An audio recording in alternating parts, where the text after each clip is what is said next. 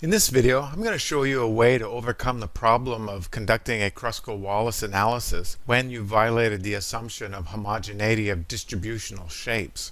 And the solution to the problem is based on conducting a Brown-Forsythe analysis, testing the difference between means, but you first have to convert your data into ranks. So you're basically doing a non-parametric analysis, but with a parametric statistic. And I note here briefly that support for the use of a statistic like Brown-Forsythe on ranked data comes from this landmark paper published in 1976 that showed that parametric statistics like ANOVA, t-test, etc. work just fine on ranked data in the sense that they provide accurate p-values. So this example study is where children rated the degree to which they liked vegetables, and there were 4 different treatment groups in this study. And I'll just remind you that the assumption of homogeneity of variance was violated, the non-parametric version. So I'll put that in there with the raw data. Click on plots and untransformed. And here we go. Based on median, the test of homogeneity of variance, which is the indirect test of homogeneity of distributional shapes, is statistically significant. So what I have to do is I have to convert the liking ratings provided by the children into rank data. And I've done that already, but I'll show you what I did. Transform rank cases. It's very easy. Rated liking. Put that in the variables box and click OK. And SPSS will create a new variable called r_rated_L, which is a transformation of this variable. So I'm just going to delete that because it's the same thing as that. And now I'm going to test the difference between the mean ranks in a robust way with the Brown-Forsythe test. So put the rated liking ranks in the dependent list box and group into the factor box and click on options and make sure you take Brown-Forsythe, and you'll probably want the descriptive statistics, and click continue and click OK.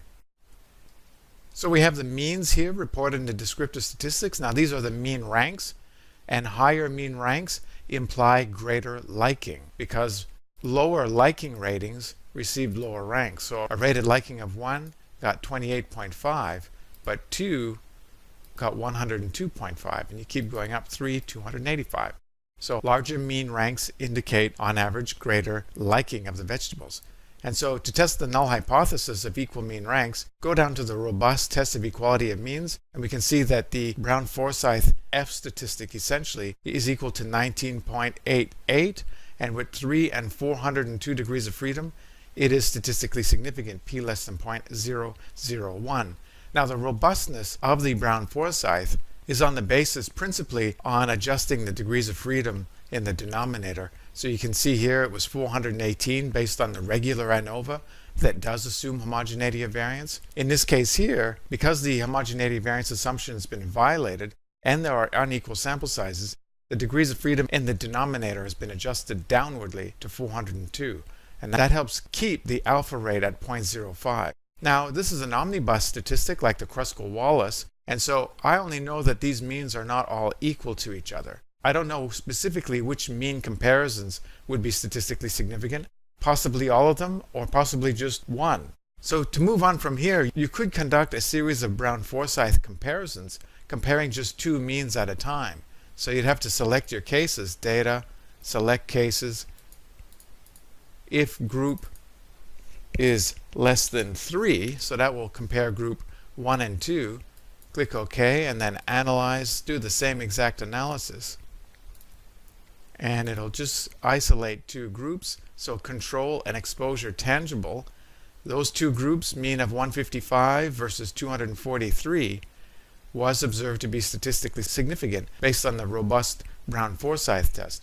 Now you could keep doing that and compare all comparisons, but you'd have to be mindful of inflating your family-wise alpha rate because there are more than 3 groups in this case. Maybe you'd have to consider applying a Bonferroni correction.